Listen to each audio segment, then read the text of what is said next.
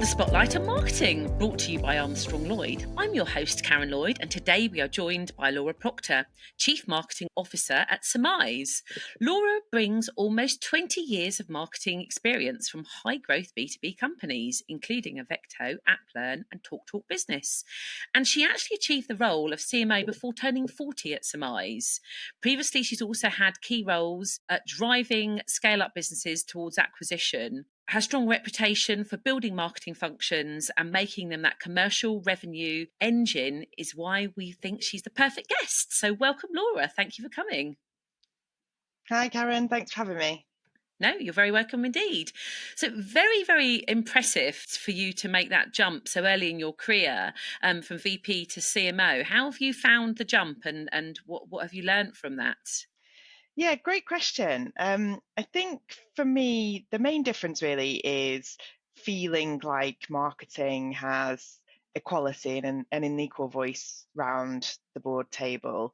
And I think in terms of positioning myself as a commercial partner with sales and sitting alongside, I think that for me was the clear goal for marketing to be clearly represented and for it to really get the recognition that I feel it deserves as a strategic function. So yes, it was a goal of mine to achieve the C-level status, but actually, I think I feel like I've been operating at that level for a while before that. I always think, kind of act like you've got the job before you've got the title.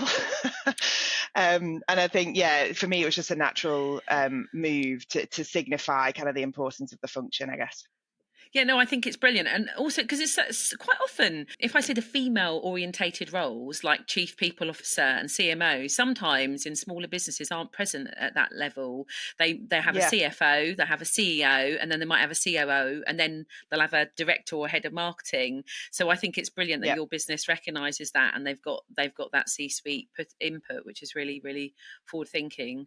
Well, it's always a bit of a journey, as we talked about. And, you said you've been on a bit of a ride. You were already acting as if you were a leader very, very early in your career and building up, which is brilliant. So what would you say? Have you got an aha moment of somewhere, in your career? Because careers don't just go from A, B, C, do they? They're not as linear as we think. So have you got an aha moment as a marketing leader which significantly impacted your approach to driving commercial outcomes? Yeah, I think it goes back to the very beginning for me. I pride myself in being a content-driven marketeer. So very early on, I wanted to be a journalist. I really sort of enjoy writing, and that's progressed really into me owning kind of the value proposition and the messaging and the positioning and the communication strand is still my strength. And I talk a lot about marketing pillars, and I think being that T-shaped marketer, you kind of have to have a deep dive specialism, and originally that was mine. But one of my earliest jobs, actually before I started to specialize in B2B, was actually working for a mail order clothing company called Cotton Traders. And it was a brilliant grounding because in mail order, in direct to consumer, you have the real advantage of being able to track absolutely everything. And so I was exposed very early on to kind of a lot of data and a very metric driven marketing department where it was right down to which color and which ad and what's really driving the outcomes. And I think even though I quickly left consumer marketing and started specializing in B2B, I think it was that grounding in actually let's talk about the outcomes and the data and what the data is telling us. I think I've been able to then kind of carry forward that analytical side, but also balance it with the creative side, which is really my content half. So yeah, I sort of describe myself as being cut half the way through. Like I like to think that I'm creative, I'm very ideas driven, and I do have a passion for content, but I think it absolutely has to be backed up by the data and the numbers.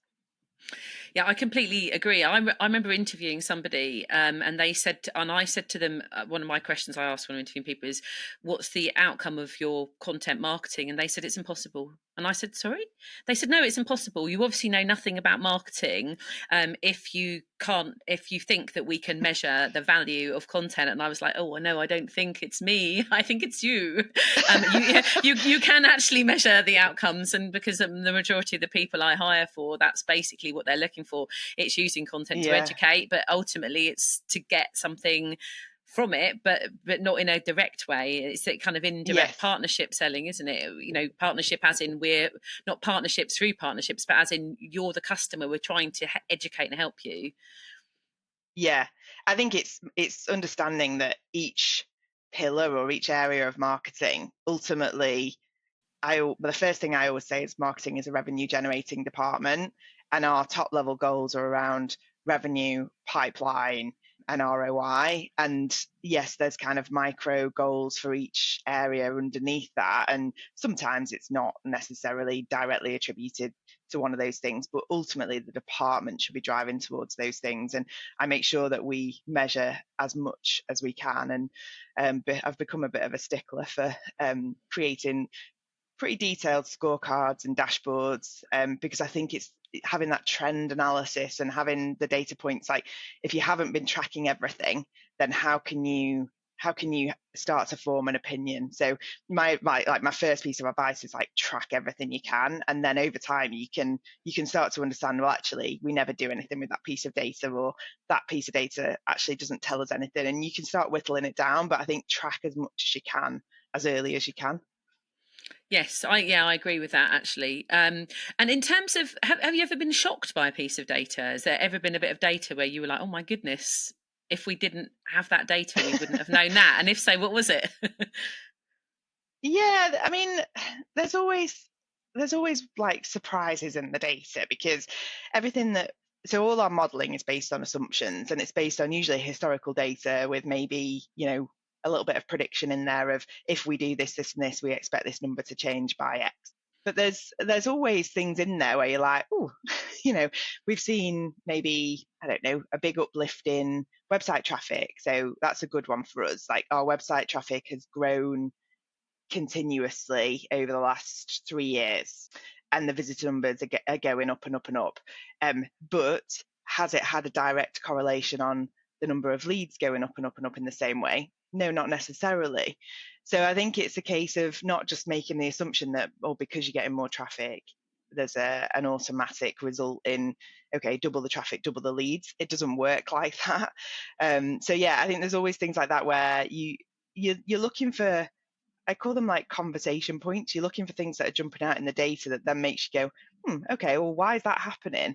And there's areas that you can then start lifting the lid. And I think that then guides the objectives that you can set for the team. So, for example, one of the objectives in my team right now is, how do we get our website form conversion up? And what that's driving is, we're looking at different tooling, we're looking at new AI solutions, we're looking at our heat mapping, we're looking at what's actually the journey of a user on the pages that we want them to land on. So I think it's finding out those little sort of nuggets in the data that then give you focus areas.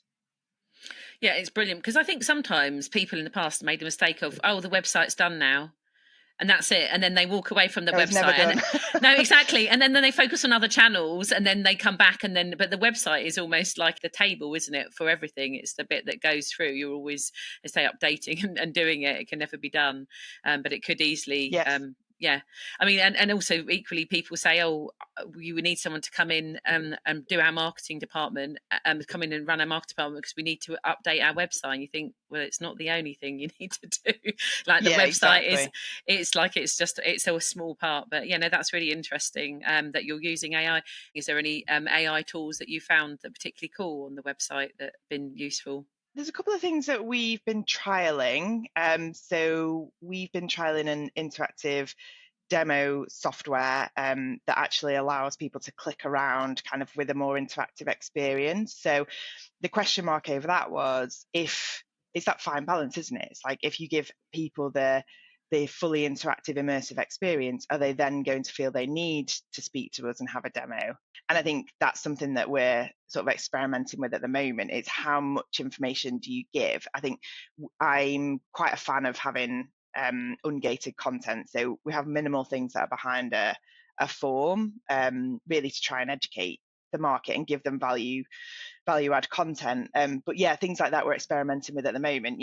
Is that going to have a positive or negative impact on our overall demo submissions, or do we accept that that's something that's part of the sales cycle rather than maybe an upfront conversion point? So yeah, I think there's lots of technology. I think my team could spend all day, every day, kind of having demos and trials of different tools. But I think it's about honing it down to kind of one at a time and seeing what the impact of that is, maybe over a month or a quarter. Because I think if you introduce too much at once, it's then really hard to see what was the one thing that actually made the difference.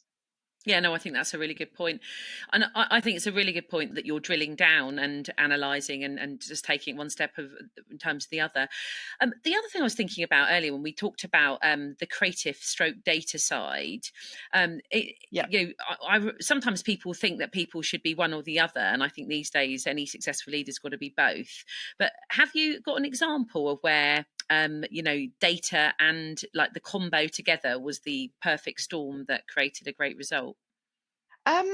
It's a difficult one to give one example, because I think it's a mentality that we kind of have across everything. So we run like a fairly traditional funnel model, I guess. So we still report from a website point of view. Let's say we have a specific funnel just on the website performance, from visitor right through to opportunities being created and deals closed and hopefully won. So we track a few different funnels, that being one of them for us. So I think it's hard to give one example, but I think what we try to do is, if the ultimate goal for a campaign is lead generation, for example, we try and think of creative ways of doing that are going to maximize the impact. So, for example, we have a campaign that we call Legal Disruptors. Legal Disruptors really came about as a creative brand concept, which is, hey, we're a contract lifecycle management provider, so we're a legal tech solution, and we sell predominantly to general counsels. And what we found is that general counsels typically haven't had the same level of budget for software as maybe sales departments, finance departments, HR departments, etc. And also what we were hearing from general counsels is that they really wanted to be seen as more of a strategic department, not a bottleneck, not a cost center. So Legal Disruptors came out of that feedback really to say, well, hey, how about we actually tell stories of maybe legal departments or companies that are doing things a little bit differently, being a bit disruptive, maybe selecting tech early, maybe they are working really closely with sales. We had an example of one client that stood up and launched the legal tech solution to the business, and the sales team actually gave a round of applause and said, like, this is so cool. And like, that's your ultimate objective, is for the customer to feel like really good about the decision that they've made. So Legal Disruptors as a campaign was ultimately a lead gen campaign. Like, we wanted to see results, and we wanted round table registration, so we wanted content engagement and downloads. But I think it's we could have easily just put out a dry report about the state of the market or something like that. But I think thinking about it and with more of an umbrella campaign, it gave us a theme that we could repurpose for 6-9 months, and something that we're going to build on. We're going to rerun it again in 2025. So I think it's just with everything that you do, sort of set the objective, but then for us it's like, okay, well, how can we be a bit bold and disruptive and creative with this idea? No, that's brilliant. And ultimately, it gave you sticky customers as well, because it got your customers involved. It's a real perfect example of customer advocacy as well, really. Yeah, that's right. I mean, it allowed them to tell their stories, but also kind of feel part of a community where we did invite the customers to a round table and we discussed the findings with them. So yeah, I think it's that it's looking at the bigger picture and can this tick multiple objectives, multiple boxes, rather than you just putting out a piece of content and hoping that the leads are going to come in.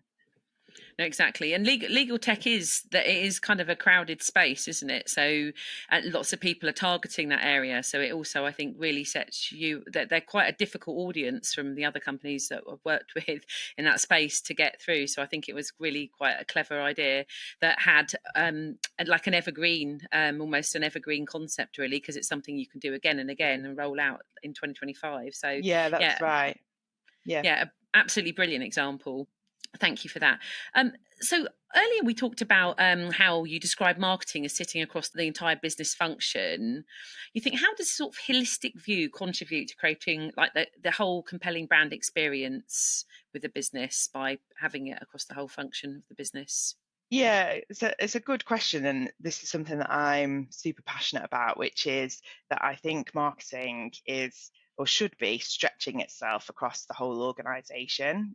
Because for me, sort of the experience and the interaction with the brand, it starts really early. It starts before we even know and have spoken to that potential customer, right through to hopefully securing the renewal 2, 3 years down the line. So I think marketing is the glue that's often kind of across all of the business functions, and you have to have a knowledge of all of the other functions as well. You have to have a good relationship with development and product, sales, obviously, finance, to make sure that we're actually reporting accurately on the spend and the effectiveness of our activity. So I think for me, like, I've really made an effort over the last few years to insert myself into lots of different conversations and really understand how the business functions end to end so that we can effectively kind of insert marketing opportunities along the way. And I think customer journey mapping is really crucial, looking at all of the different touch points and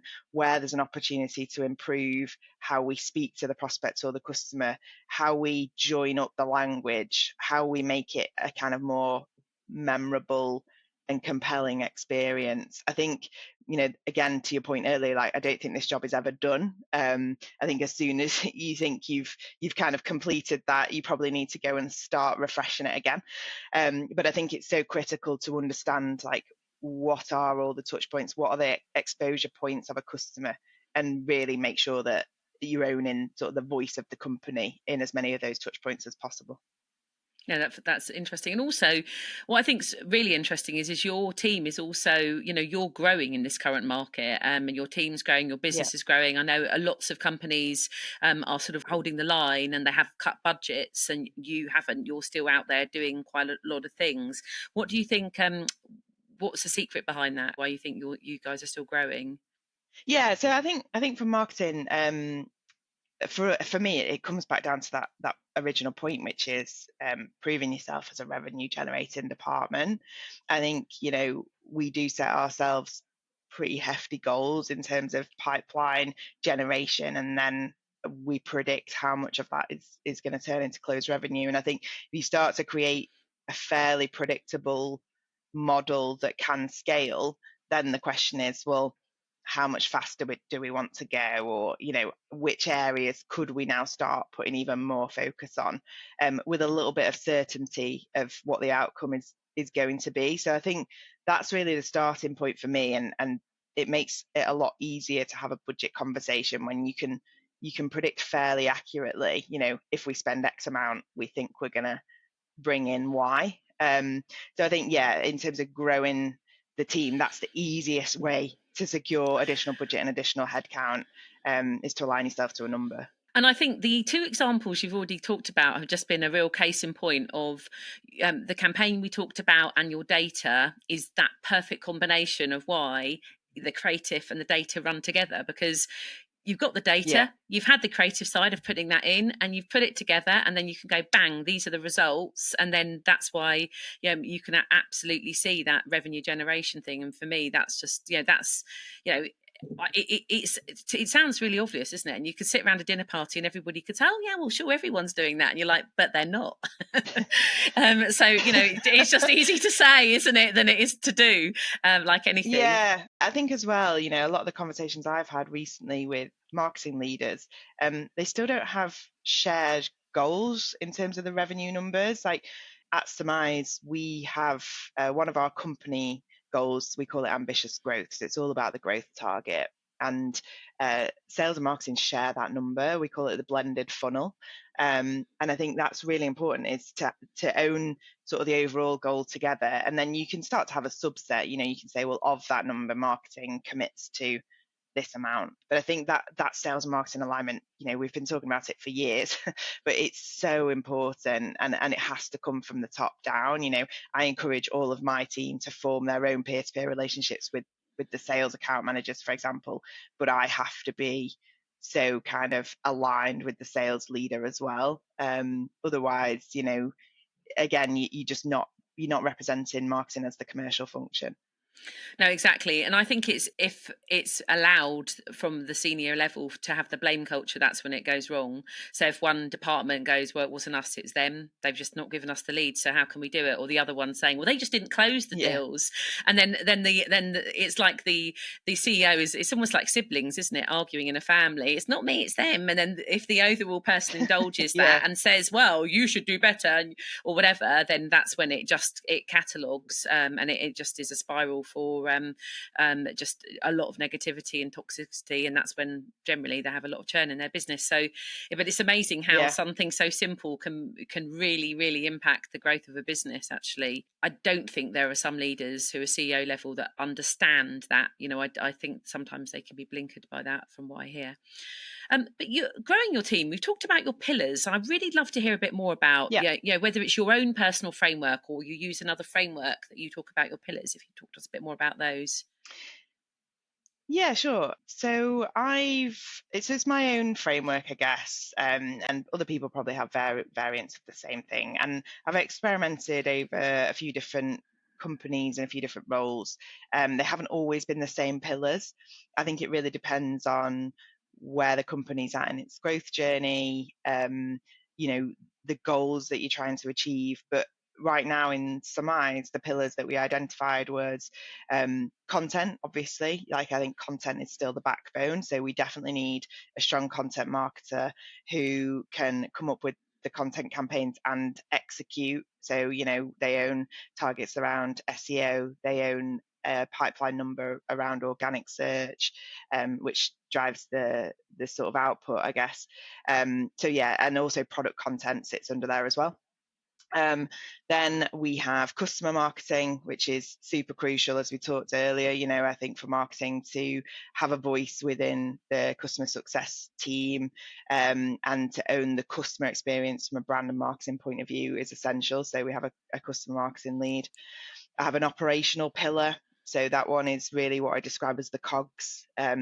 So that person, super crucial, but does all of our reporting, analysis, really focused on processes and really focused on things like, which events should we go to that are going to give us the best ROI, which activities are currently performing best, and feeding that input back into the rest of the team. So absolutely a big fan of having an operational pillar in there.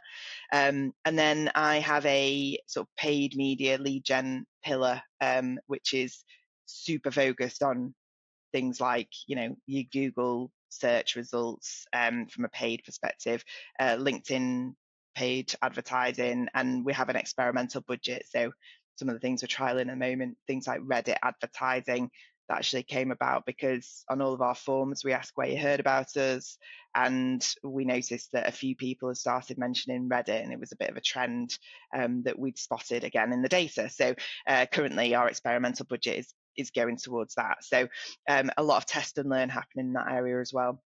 And then the final pillar is around brand. So our identity from a messaging, positioning perspective, also how we look and feel, and our reputation. So our communications and PR sits under there as well.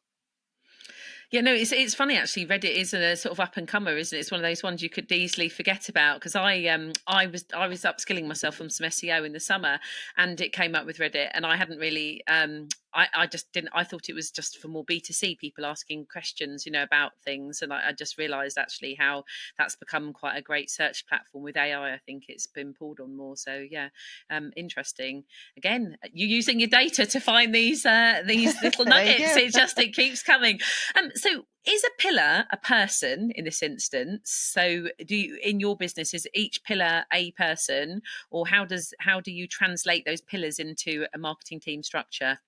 For me, each pillar is a person, and that person has clear areas of ownership. They have dedicated objectives. I own the departmental goals overall, so I own the pipeline target, the revenue number, and the ROI number. I'm the brand pillar, so I'm actually kind of have my own responsibilities within the team as well. At some point that might change, but right now I'm kind of the umbrella above and I own the brand pillar. And then, yes, each person owns their own pillar. And I think having accountability is really important. So, for example, one of the things we run a marketing QBR.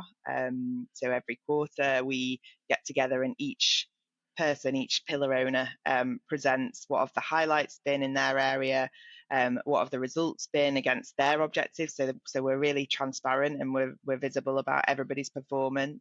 And then what are the plans that they've got for that quarter and how does that impact everybody else? Because it's a lot of cross-functional dependencies. This is not to say everybody's working in silos. There's still a lot of collaboration across all of the pillars. But I think it's really making sure that everybody's focused on their own projects that they own and the numbers that they're accountable for.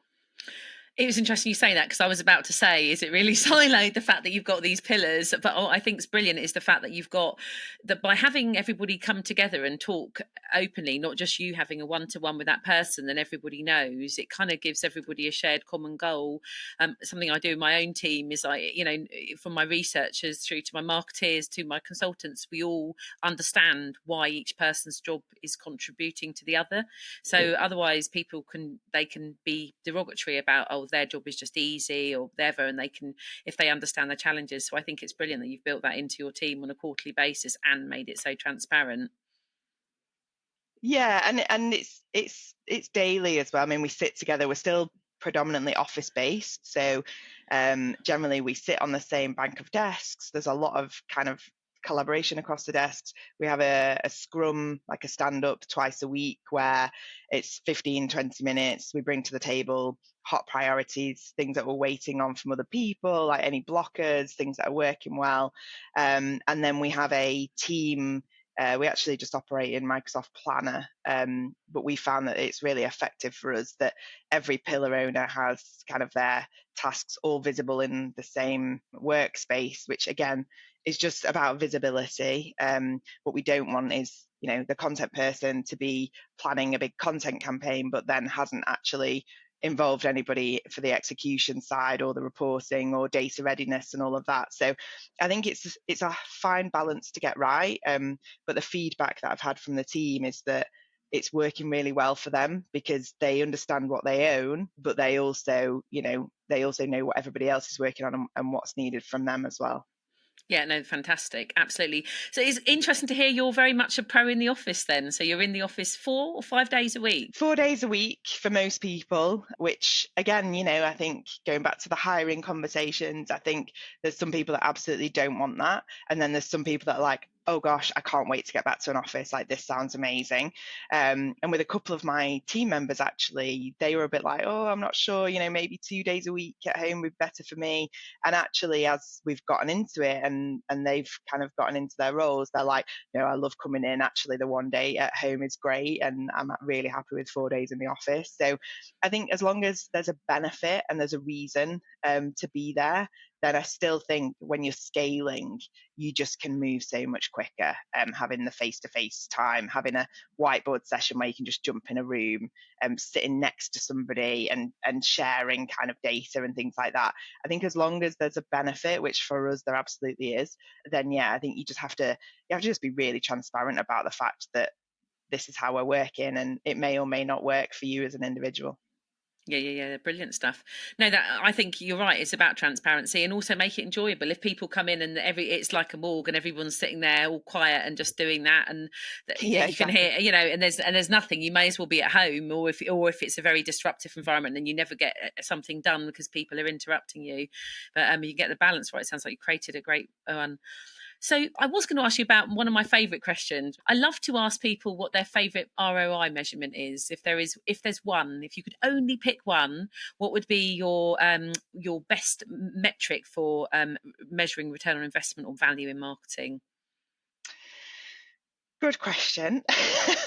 I think, well, for me, one of the things that I measure and I'm a big fan of is when we do anything that's a paid activity. So anything that we expect leads from that has spend behind it. So an event is a good example. We always strive for a 2-to-1 return on investment. So you take the combined event costs and everything that goes into that, and then as a closed won revenue number, we'd expect at least double the return on investment in terms of closed won ARR. So that's kind of my highest level metric, and one that I talk about across the business, are very transparent about what we've spent and what we've seen as a return. I think really important for salespeople as well to understand that we don't go to these events just to have a nice time, although Yeah. we often have a lot of fun as well. It really is a case of let's see how well this event can perform against that benchmark, and some activities are way over that and some are not quite there, and it makes a much easier decision when you come to planning the year after. It's a very clear, like black and white. Some haven't made it and some have massively overachieved. No, that sounds great. Yeah, absolutely. Very, very, very poignant. It reminds me of I was once told a company was hiring somebody, and I said, "Oh, why are you hiring this person?" And they said, "Because sales and marketing don't have a great relationship." And I said, "Okay, what's culminated this?"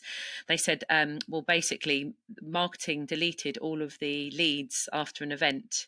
Without asking sales, because they didn't think that they were any good. They looked at them and thought they were just a waste, so they deleted them. They lost all the data.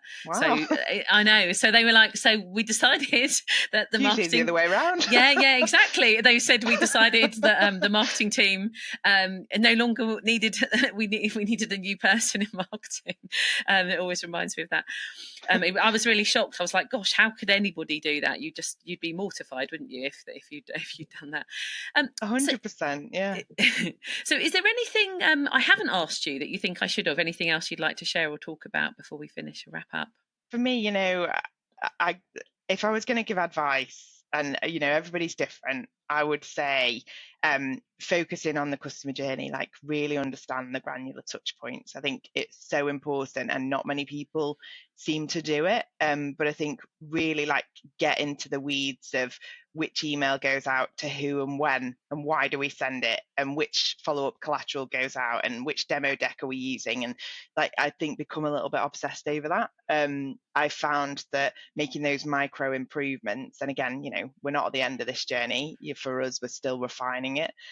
But I think when you have that mapping and you can then kind of match that to your data outcomes as well, like I think it just puts you in a really good place in terms of looking at where the quickest wins are and where your opportunities for improvement are. So that's something that I'm sort of banging the drum on a little bit about at the moment, which is marketing spanning the full journey, and I think not underestimating the beginning part, which is clearly everybody talks about the dark funnel and the stuff that goes on that we don't know about. I think we have to not forget that, and the importance of the content side of things when it comes to educating and trying to have a differentiated voice in the market, so that when people are ready to buy, they kind of know where to find us. So, yeah, I think it's been a really good discussion, and I think I've been speaking to other marketing people recently, where I think at the moment we're forgetting some of the fundamental basics. And kind of coming back to the basics on what are you here to achieve and deliver, and making sure that again you're just tracking everything and looking for the trend line. And I think there was a really good point about the dark funnel, because I always think we all think the funnel's like this, don't we? That's the funnel. That's what funnel looks like. But the thing is, the funnel also changes on a micro, on a seasonal basis, or even the economy changes. So some messaging or something that you did 6 months, a year Yep. ago, now doesn't really work for some reason, because things have shifted in a business, and I must admit, I know that I'm a weakness for this, but I hate having to go back and go over it. But you do have to keep going back and looking: is this relevant now? Does this You mean do. to the person?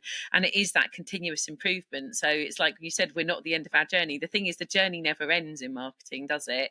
It's No. like that thing. It's like Well, it keeps us in a job as well. yeah, exactly. It's like you're on that sort of like a conveyor belt, and as you sort of get to the end, it's almost like you go back to the beginning, and it's like a cycle. And that's the thing. People that are doing that, that's where they're moving the dial and moving their business. If you just think, oh, it's done, some companies, that's what they've done in this current market. They've gone, oh, we've built a team in, we've grown up, we've got 10 people in marketing, whack, we've got everything in place. Right, we're going to get rid of 8 of those people. We're going to have 2 people left. We're going to cut the budget, and we're just going to milk what we've had for the last few years. And I think those companies that are probably just going for a Me Too brand are the ones that are losing market positioning in their approach at the moment. Yeah. So great stuff. Well, thank you so much. It's really been insightful. I really enjoyed there's so many bits, actually. I can't talk about my favourite, but I really enjoyed the creative versus data side, and also your pillars. I think that's been something really unique. Thank you so much to Laura for sharing her insights.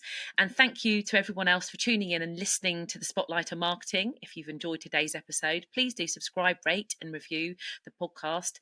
And please don't forget to share it with your colleagues and friends in the marketing community. Until next time, please keep shining the spotlight on the power of marketing and driving your business growth.